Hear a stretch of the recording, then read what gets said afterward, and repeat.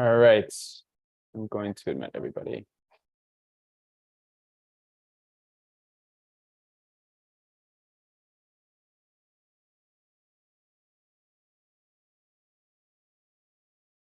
Guys, if you can help me continue to admit, please.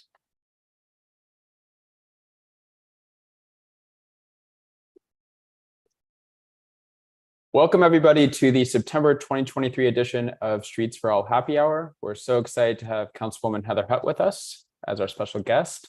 Before we get to our conversation with the Councilwoman, we're going to give you some exciting updates going on in Sacramento, give you an update on our ballot measure, a quick update on our effort to extend the Ballona Creek bike path. We have a bunch of wins this month, which we're excited about, and we'll get to our conversation with the Councilwoman. Our icebreaker this month is, what is your favorite hidden gem in CD10? So I'm going to pass that over to Mark to answer that question and give us an update on our state efforts. Mark. Hey everyone, Mark Fuchsovich, Director of State Policy here for Streets for All. As many people may know, I actually live in Orange County, so don't make it to LA very often, but I did confirm that one of the gems and my favorite gems, the original Pasta Sisters, is in CD10. And so that is my answer for this prompt. Yeah, next slide. I want to just give everyone a quick state policy update. So right now within the state legislature, the legislature has like about 27 hours to pass the several thousand bills that are upon the Assembly and the Senate's desk. As a reminder, Streets for All has 10 sponsored bills, 2 of which still need to be taken up in the second house and will happen over the course of the next few hours. I thought it would have already happened by now. So we're kind of where the star is at. We're kind of past the second house vote for some of our bills. Some of our bills are already on the way to the governor's desk. We have I think as of today, we have 5 bills already on the way to the governor's desk. And we have 2 more.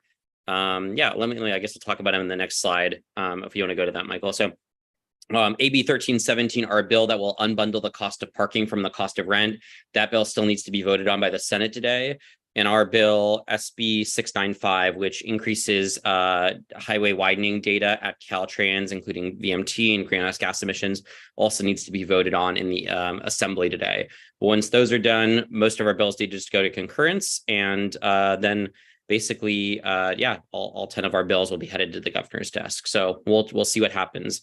And on that note, please reach out to the governor's office. Email him at this link. Tweet him at Gavin Newsom, and all you got to simply say, you don't have to list every bill, is sign Streets for All's bills into law. And that would be helpful. That'd be really, really helpful in our advocacy effort to see that, the citizenry really supports this. So that's it on a state update. I'm going to pass it to Olga.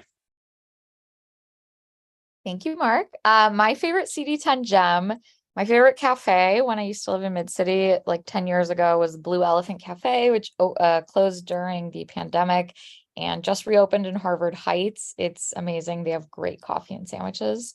I'm going to give a quick update on Healthy Streets LA. We just got another endorsement from the Miracle Mile Democratic Club. We're meeting with a bunch of other local organizations and clubs, racking up those endorsements in advance of our March 2024 appearance on the ballot. We're still waiting to get the letters for our little measure name, but we'll let you all know what that is as soon as we have it.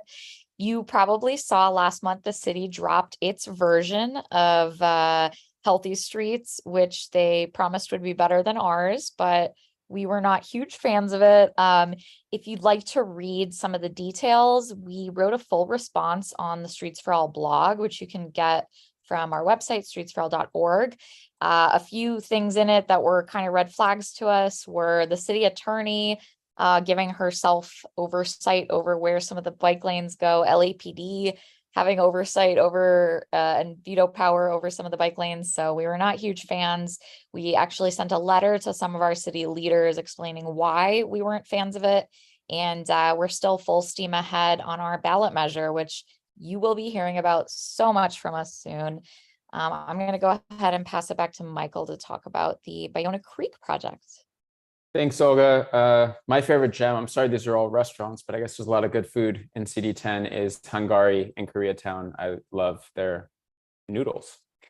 So as everyone I think is aware, we are trying to extend the Bayona Creek Bike Path east to Venice and Cochrane, working with SWA on a feasibility study. I wanted to give everybody a few quick highlights. It's not done, but this is an early draft, and these are a few important pages. So the first one is this project affects so many vulnerable communities.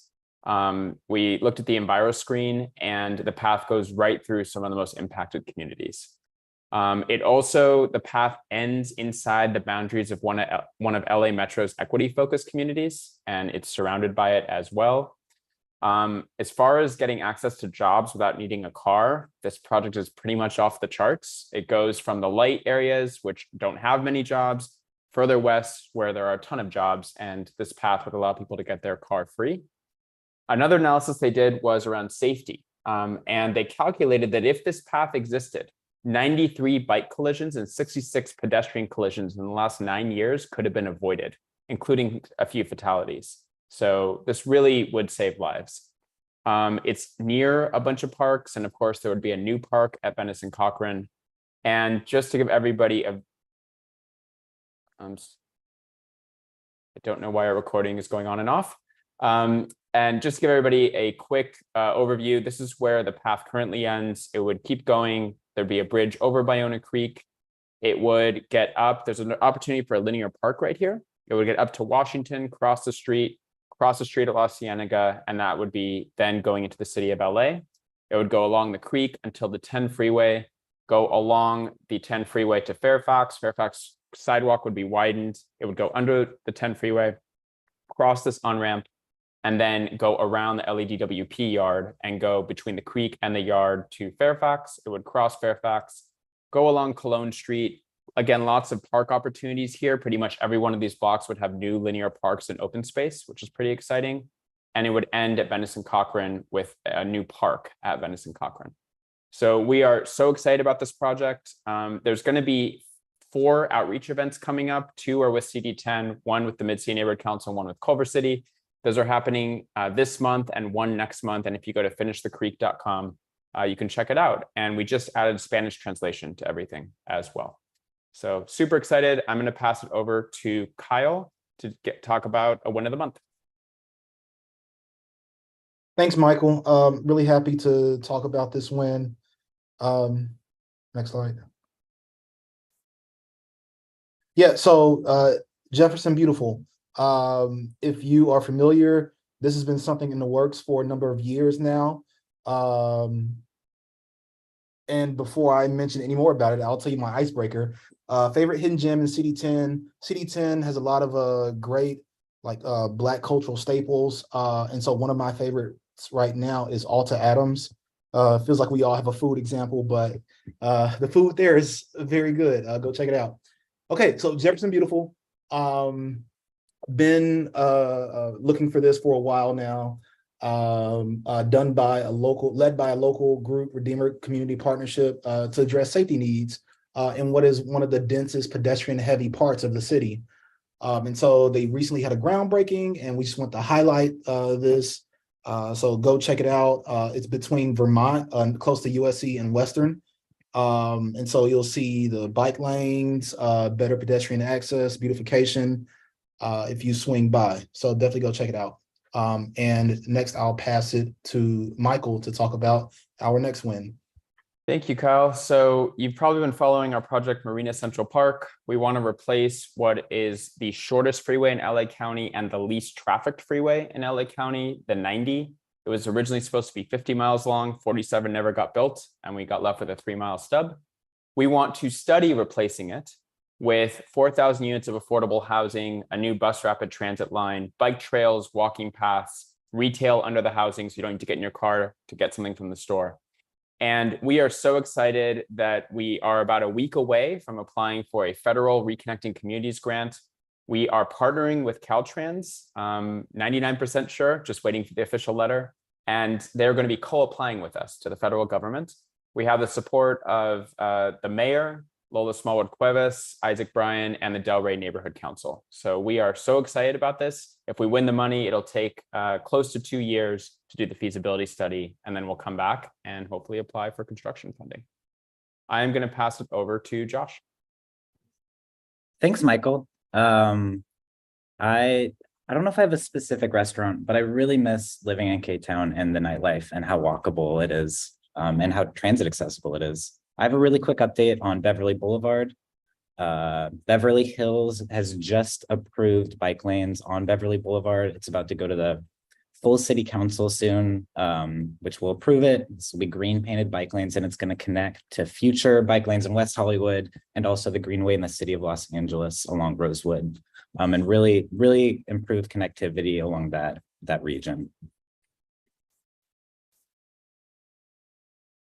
Awesome. And I'm going to talk about the La Brea bus lane. I take this bus all the time, and I have to say that the portion that has finally opened is incredible. It makes the bus so much faster. If you haven't tried it, highly recommend. We're super excited to see the bus lanes open up further south too, between Olympic and Coliseum.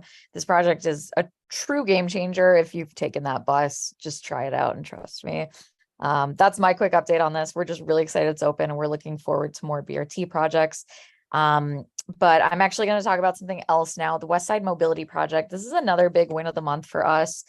We first talked about this with everybody last year when we were getting feedback on the Del Rey portion. We've been helping LADOT do outreach for this.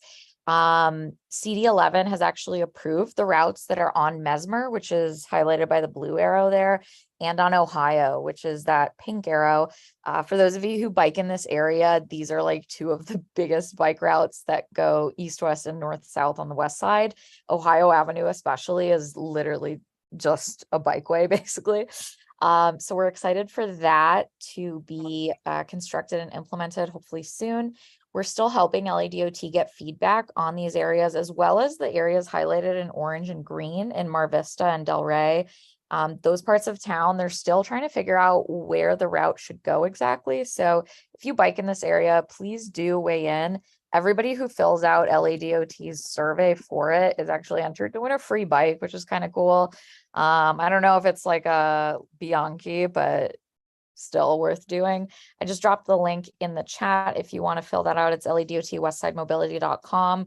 The more responses we get from actual cyclists, the better these will be. And yeah, please do fill that out. And thanks to everybody who's already filled it out. I'm going to go ahead and pass it back to Jenny. Yeah, so my name is Jenny, and my favorite hidden gem in CD10. I noticed everyone was talking about food, so I really love the Afro Pick art installation in the Leimert Park Plaza. I think it's a great symbol of Black community, and it's just really awesome to see. So yeah, we have very exciting news. 2 of our videos have been entered into the Better Cities Film Festival, which takes place next month in, I think, Detroit. And the 2 videos are the culture change video on driving Mr. Begley, and also the Destruction for Nada video about the real cost of freeways in LA. Both are great videos. The latter has over 135,000 views, and it's really well done, really informative, definitely worth a watch. And I'm also going to talk about the past events. So we did a volunteer social ride. We're trying to do more casual meetups for people all over LA to get to know each other and meet other like-minded folks that are into our issues as well in a fun and just a fun way to get to know each other.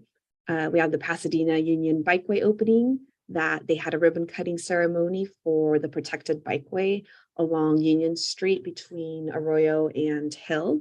So we're excited for Pasadena. And there was also the Union Station Train Fest that took place this past weekend. Was kind of bummed to miss it, but I heard they had real trains, they had model trains, they had a really wonderful display of train history.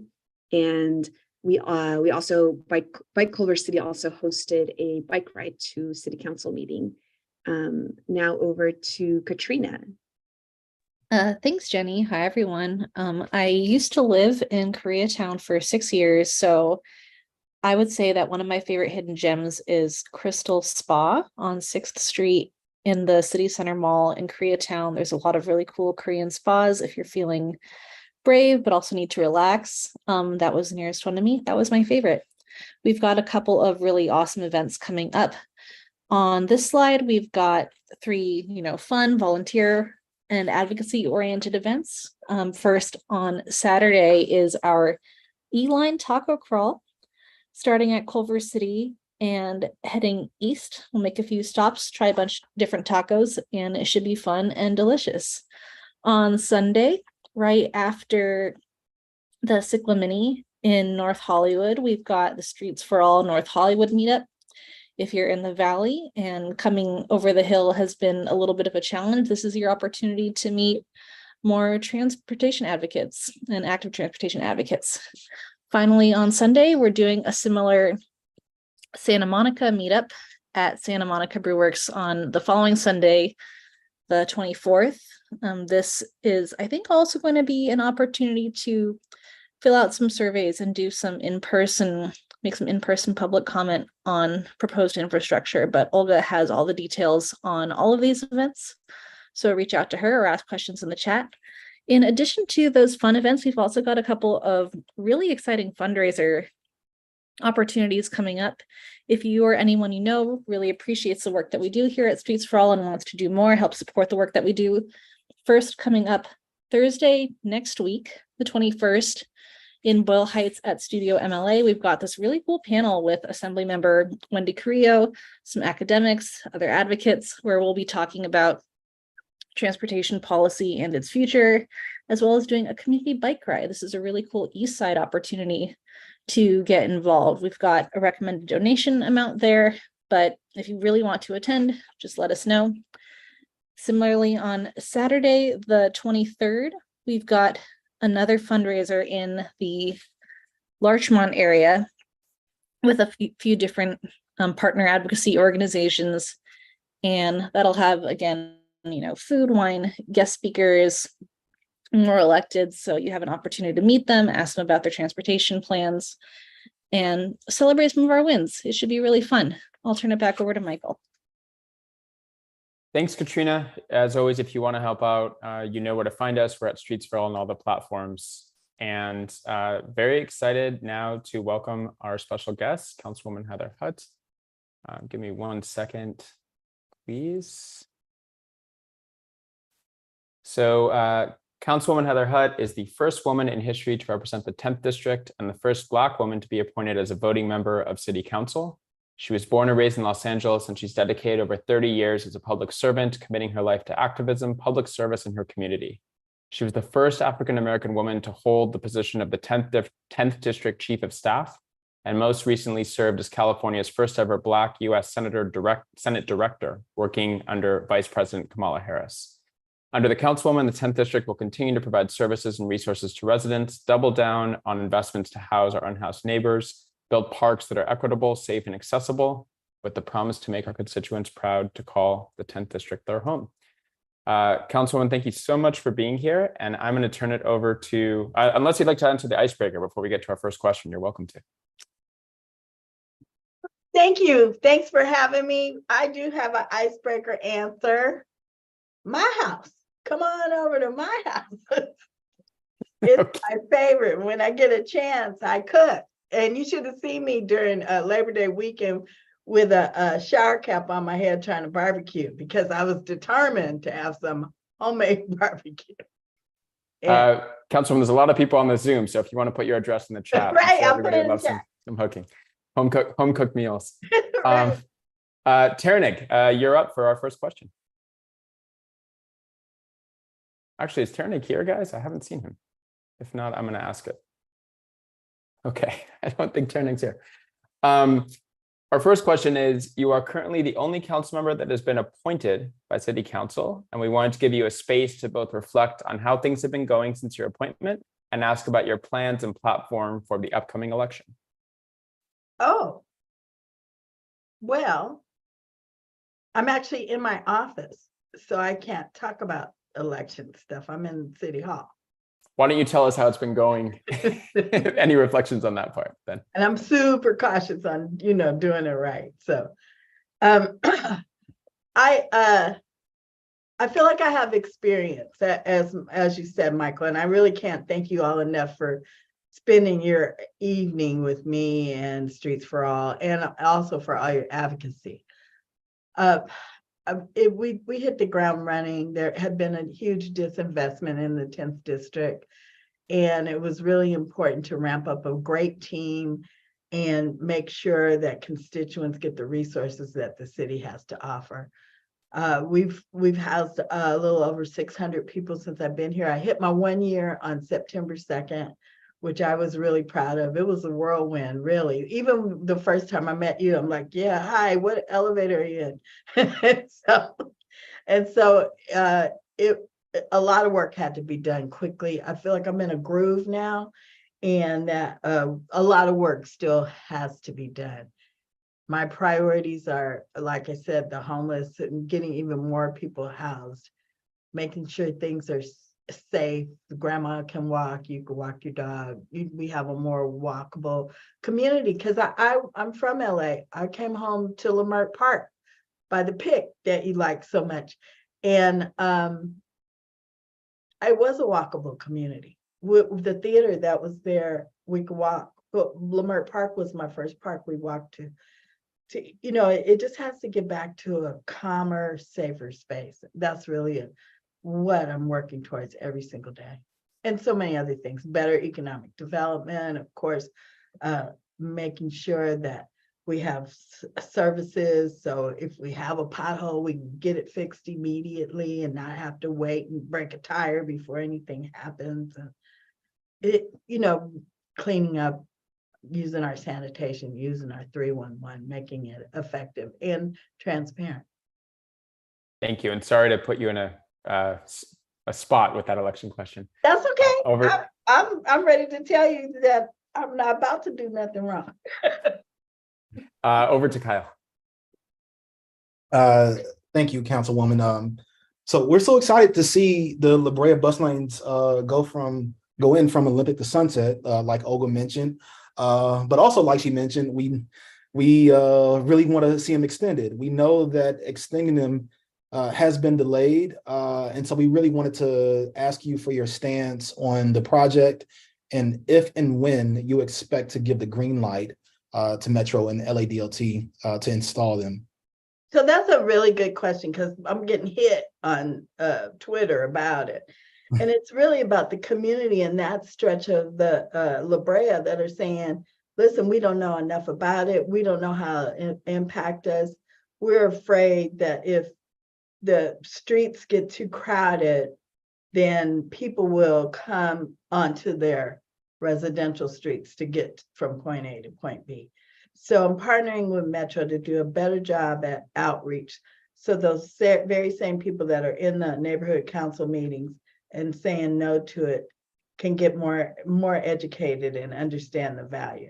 We know how many people go up and down the street on buses to get to work, to get to school. And it's important that our systems of transportation are efficient. But when those people leave that area, the ones that are left over with a crowd are still living there. So we have to just have balance, and the way to do that is through communication, and we're working on that. And I'm confident that this will happen sooner rather than later. We just have to do it so everyone feels good about it. Understand. Thank you so much. That has a little bit of overlap with a later question about keeping the neighborhood safe. One that Mike will have for later in a specific area. So curious what we'll talk about there. So thank you. Thank you. Thanks, Kyle. I think I'm next. So as you know, we've been working to extend the Boundary Creek Bike Path East. This year, we raised $420,000, including a significant amount from your office, to be able to do a feasibility study, which is now underway. So first, I just want to say thank you for your support for this project. We really, truly appreciate it. Secondly, for the fun part, given the feasibility study will be done this year, I wanted to ask if you think we can work together to have direct BOE to put together a grant application for the next ATP cycle to construct the path. Maybe we could even ride it together before the Olympics.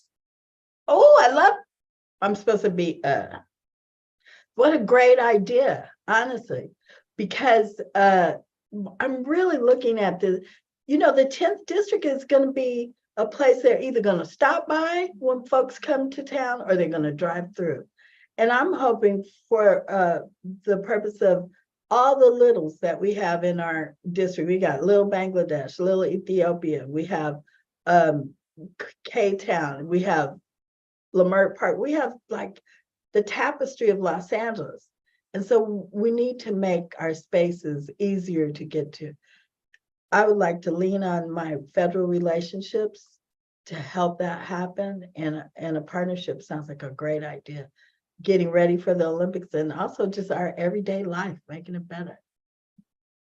Sounds Thank great. you for that offer. I don't know if I'm supposed to commit like that, but Well, we do have it on video and it's recorded. No, I'm just kidding. We'll talk about it. But thank you for your enthusiasm.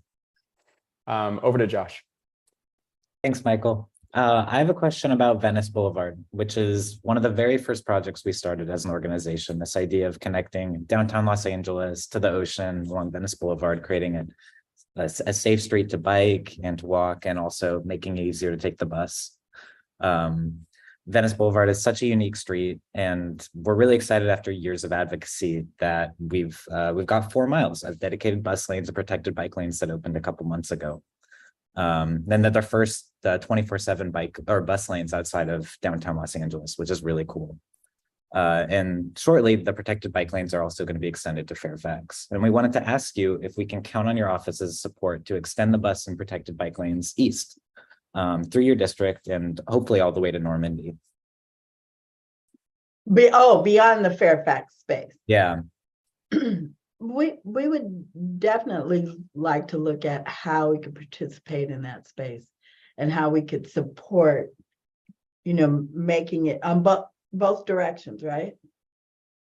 Yeah. Yeah, making it feasible in both directions. Yes. All right, cool. I'm going to pass it on to Kyle. Yep. So we worked hard to advocate for the Adams Boulevard Safety Project, and we're excited to see that progress there, including bike lanes and safer pedestrian crossings. However, because LADOT removed a vehicle travel lane in each direction, there's plenty of space to actually flip the street parking and bike lane and create a much safer parking protected bike lane. There would be a little bit of parking loss, but obviously we know the safety benefits are worth it, since cars are sometimes driving in the bike lane. Want to really just get your thoughts here and ask if you'd support doing that, flopping the two, flip-flopping the two. What do you mean? I don't know what you mean by flip-flopping. So instead of having the bike lane on like closer to the middle of the street, put the bike lane at the curb and put yes, parking in the other part of, I'd like to see a study on that because I've seen it in other places. So I've seen it like in DC where the bike lane is closer to the sidewalk. Is that what you're saying? yeah, and we have something like that. Yeah, exactly. Katrina is just saying, yep, in Palms. Actually, it's very similar to the San Vicente reconfiguration that just happened. It'd be the same configuration that's in CD10. Oh, the one that we just opened in San Yes. Vicente? Yeah, I would be open to understanding that. That makes good sense to me. So I'm sorry I misunderstood you because I was thinking of something different. But yeah, Okay. yes. Okay. I guess we'll look to see timing on that. Would be an exciting change. I think it'd be safer too. Definitely. I always wondered about that. I was like, why does this say? But So my question is regarding the Metro K line, which is one of the most exciting metro projects. It's a northern extension from the E line all the way to the B line. And much of this project will pass through CD10, your district, and the alignment range from going up to San Vicente all the way to going up Crenshaw and San Vicente to going up La Brea. And we were wondering if you have taken a position on which alignment you feel would best serve your district and the greater region. You mean, do I support it or would, say it again, please? So, do you have an opinion on which of the alignment options you are leaning towards? La Brea or La Cienega, is that the question? Is that the question? Either way, I support it, whichever one makes the most sense. If There's it's- one alignment that would go up San Vicente all the way. There's one alignment that would go up kind of zigzag around Fairfax. There's one that would go straight up La Brea. It's early, so it's fine if you don't have a position yet, but we were just curious if you had. But no, but either way, whichever one would make the most sense. I'm pretty sure that as it comes along, I'll have more information and you'll share more information. Yeah, But- they're still in the kind of early phases, but so you're Either just way saying that that we you, can extend so there's more connectivity, yes. okay, we'll follow up maybe once we get a couple more options from Metro. I think next question is from Katrina.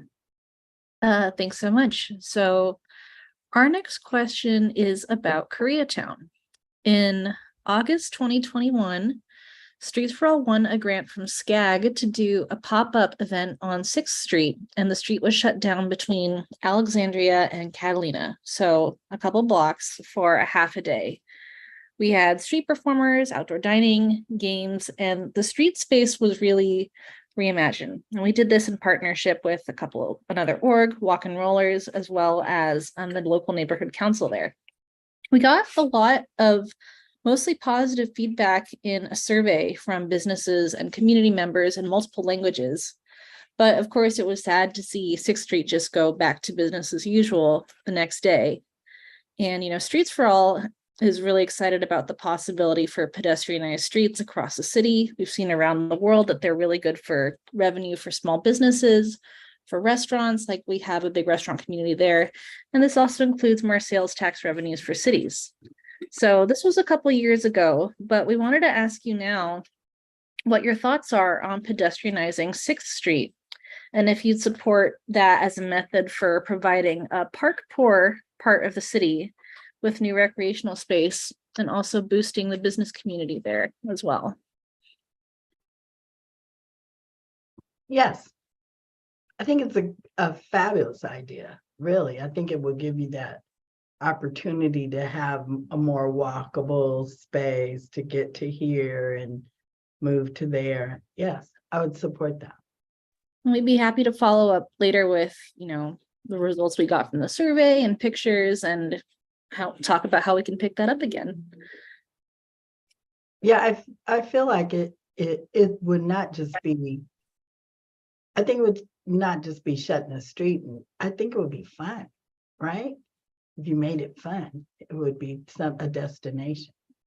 Yeah, of course, the biggest example in the past is, the 3rd Street Promenade in Santa Monica. There was also a temporary. I remember that, believe it or not. I remember that when you could drive through 3rd and all of that. Yeah.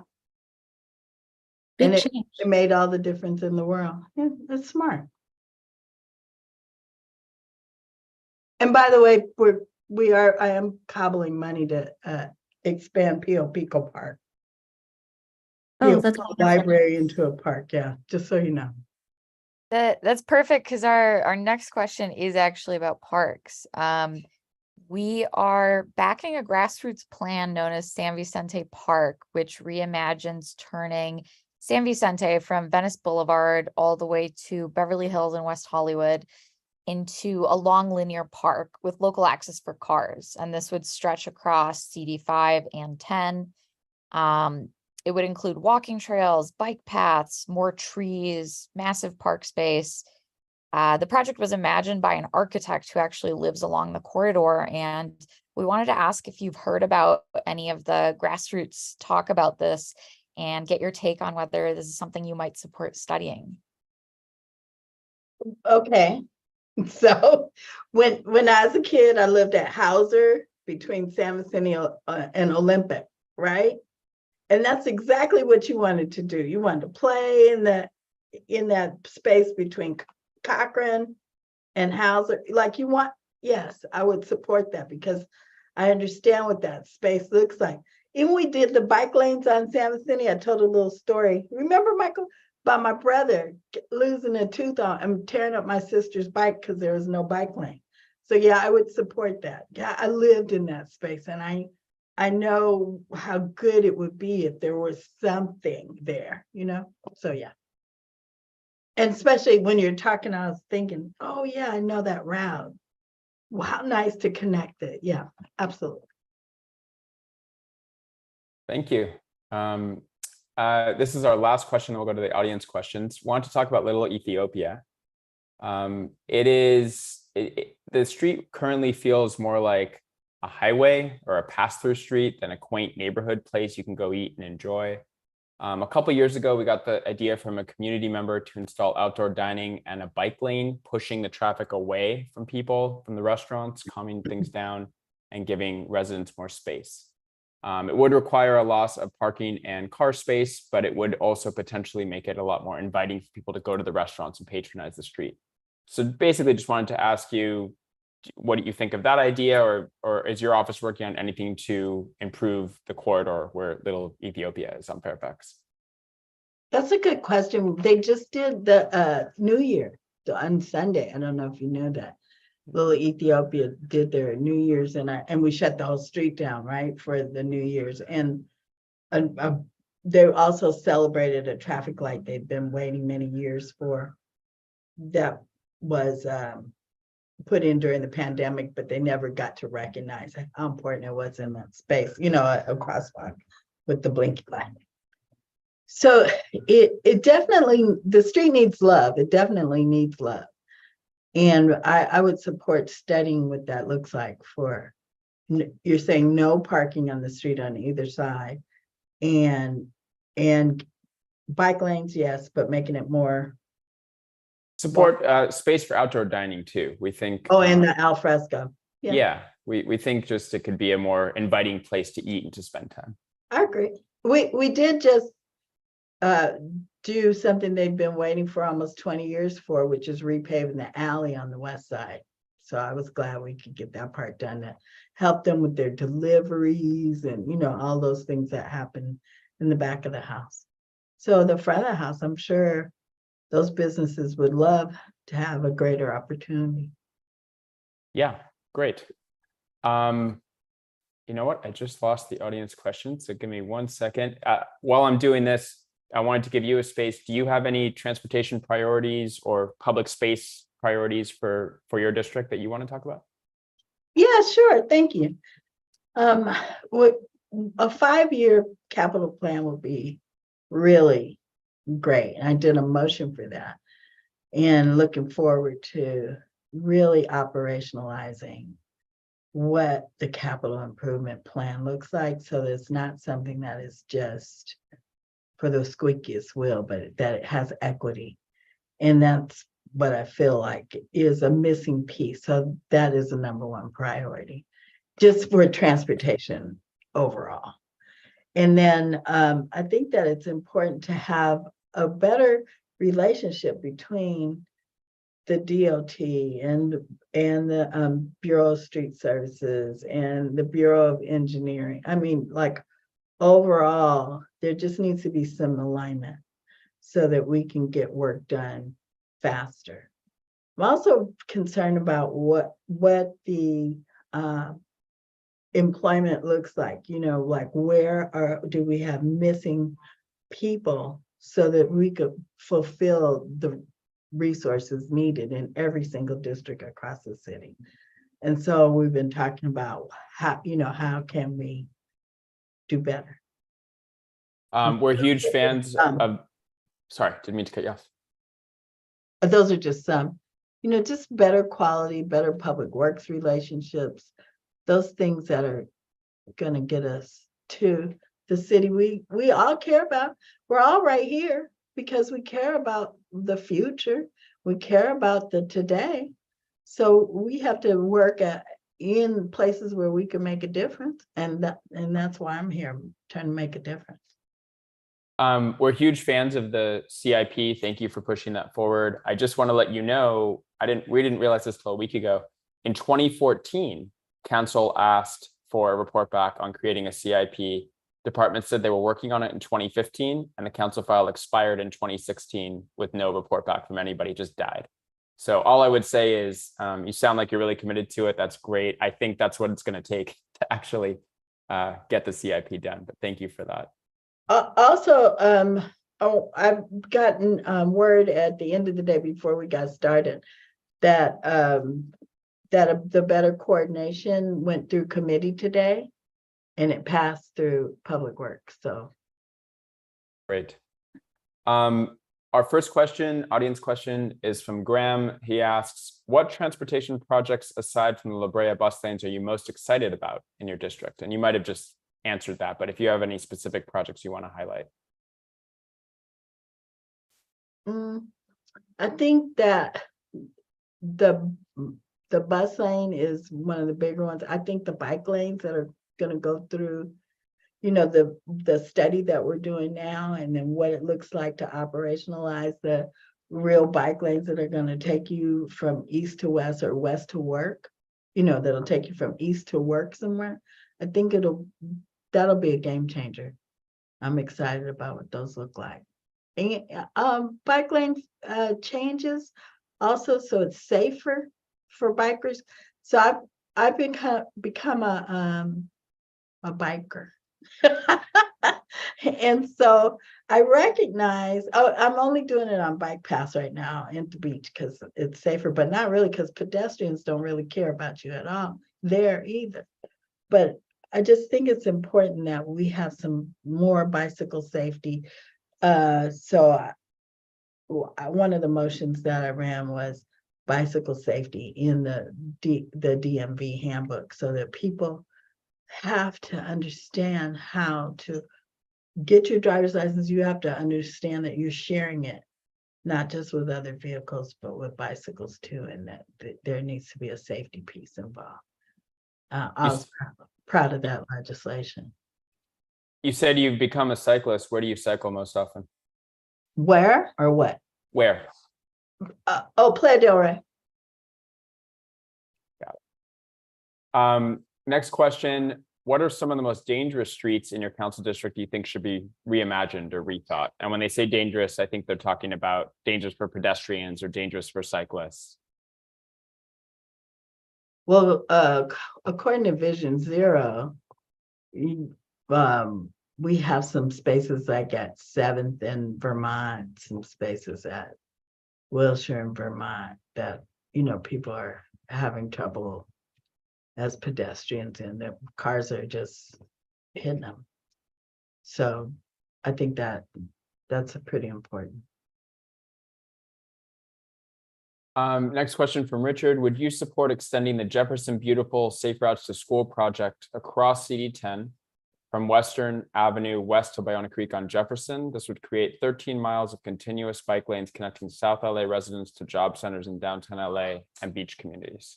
Right. I just said that I would like to see people be able to get to work going from east to west. Absolutely. Next question. Many of the major boulevards in CD10 are the sites of frequent motor vehicle versus pedestrian or cyclist incidents, 7 in the last week alone, especially on streets like Washington, Normandy, and Vermont. As you know, there have been fatalities as well. How is your office prioritizing Vision Zero? It's a priority, and I get the updates all the time so that we can do as much as we can to make people realize they need to slow down. Traffic calming measures that we put around the schools are really important, and those are also in those corridors, you know, so the speed humps that have gone in, the speed limit reduction that has gone in the school corridors. I feel like if you slow down for a school corridor, your next acceleration will be different. You won't be moving as quickly. But if you're just on a constant, yeah. So we're also looking at speed tables in various spaces, but increasing our traffic calming measures are really important to me. Next question is about committee assignments. The question is, which committee are you most excited about serving on and why? And maybe I'll add a second part, which is you were recently appointed the chair of the transportation committee, and you know, how's it going? And what are your plans for the committee? So this is a historic committee because it's all women. And it's the first committee that we've ever had that are all women. And I'm not trying to be sexist, but I'm very proud of that. At a time where LA City Council had 1 woman or 3 women, to have 5 women sitting on a committee is a really big deal. We lead with compassion. So when you're looking at like what we did down at Obama Sports Complex and had a community meeting, and that's where we did the introduction of the 5-year capital plan in the community because we needed to understand what we think. So I feel like this committee has open mind to being where people are. So a Saturday morning in a park is where you need to be to talk about policy. We're ready to do that. And so it's my fave. The next question someone asked, this is anonymously asked, would you be open to doing a community bike ride in CD10 in collaboration with Streets for All? Yeah. Okay. That we did a cyclovia between CD1 and 10, so we called it the 110. So of course, yeah. Next, I have a question about LADOT and vacancy rates and capacity. One thing we've noticed lately is that a lot of council offices are asking for things we support, pedestrian safety, bike projects, bus projects, and DOT is so overwhelmed with requests, they can't really get to them in a reasonable amount of time. And I know that this is some of the language in one of the motions, but just wanted to get your thoughts. I think the vacancy rate 17 or 18% right now in LADOT. Yeah. We have 2 active transportation planners for the entire city. New York is twice our size and has 25. So just curious to get your take on how do we fix that? It's not just sometimes about departmental coordination, but just departmental resources or even hiring the people they're authorized to hire. Right. What we learned in the Vision Zero report is that they're fully staffed up, which was a great relief. What we also learned is that the rest of DOT isn't. And so we have to work diligently to encourage people to come and work for the city. It's not something folks want to do. I did a job fair right at Michelle and Barack Obama park, sports complex park, where folks could go in with their resumes, take a test if they were ready for tests, and then do a interview, a person-to-person interview for jobs. So it was not just that department, it was departments that had openings overall. I had 1,000 people that RSVP to come in and do this process to get jobs. So I'm working diligently to help with local hire. And we know that it's necessary, but I'm just not like looking at it like, oh, it's necessary. I'm like, put it here. I talked to personnel. It's like, these folks need jobs. And many people got hired in the next day. So I think we just have to take the jobs to the people and encourage them from a trusted resource at a place that you feel comfortable at, which was the neighborhood park. Do we need to change the civil service process and make it easier to hire or quicker to hire? We're talking about that. We're definitely talking about how all our departments, we had a silver tsunami, so many people retired. We had folks that just decided after COVID they were not coming back to work. And so we're talking about ways to streamline that piece so that folks can get to work and we won't overburden our departments when they don't have a coworker. Thank you. Next question from Alex. It says, I live on Mariposa and we've had a lot of sweeps with little notice. Most folks say they have no housing offered. How is your team getting folks connected to housing and any plans to increase Koreatown's green space? So I guess a 2-part question. Okay, I'll start the green space piece. And that's why Pio Pico Park is so important to us. Is that Pio Pico Library, and we want to grow it so that there is great green space right there in Koreatown is very dense. And so folks need an outdoor space. We feel like that's the right location. They're already going to the library, so you could just go outside and play. The rest of the question is we have staff that meets with the agencies that place our homeless people. And I have a homeless coordinator on our team. Like I said, in this year that I've been here, I've done 2 inside stays with the mayor. And then other than that, altogether about 600 people have been housed. We're working every day to move folks off the street. We have bridge housing in the district, 2 locations. We have the housing for seniors that have previously homeless, so 55 and above. So we have a project that's that size. And so we're looking at all different ways to be able to move people from the streets into housing. And we're understanding with our liaison what their issues are. Is it a DV issue? Are they in need of mental health services? Do they need to move into a place for children? So we're working every single day to make change in that space. Thank you. So if you have anybody, you can call us or call 311 and we get the log from them. But you can definitely call our office if you know people or if you have actually had an experience and it's anonymous, but you just want to say, let's check out that encampment and we'll get there.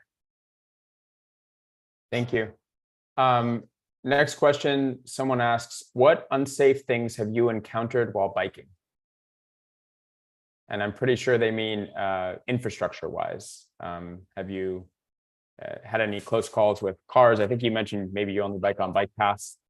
Yeah, people on the bike paths, but in the street, but potholes, but I take pictures of them and then reach out, especially after the rains.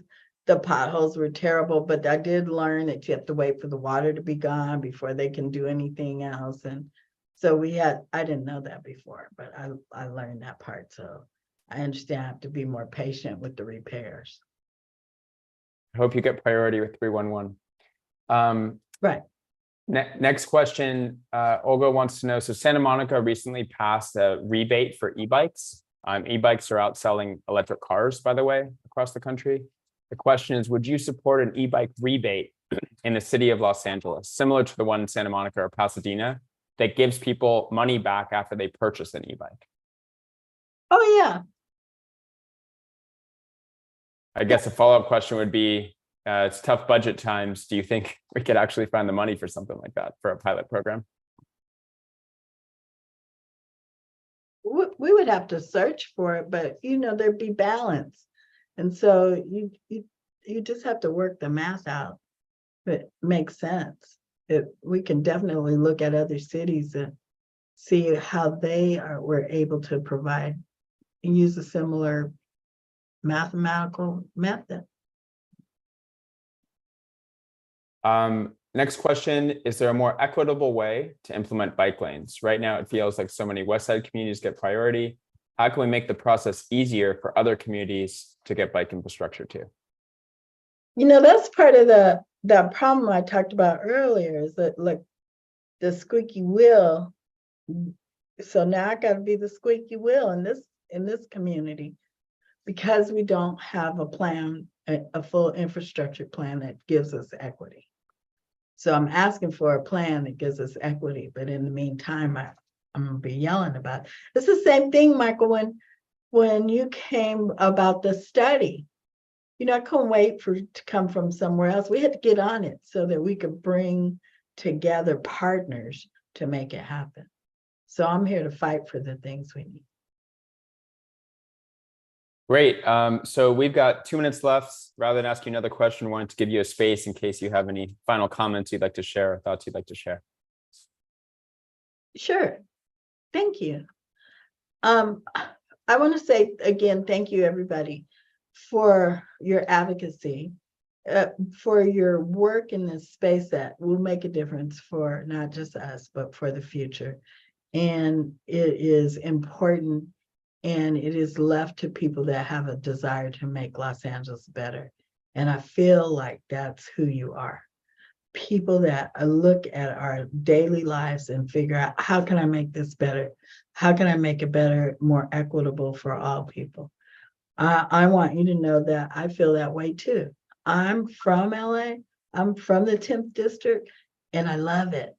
I have traveled other places, and I can't wait to get home because it's beautiful. But our job is to make it better, and that's what I'm here to do. And I just want you to let them to know that, and that also my door is open.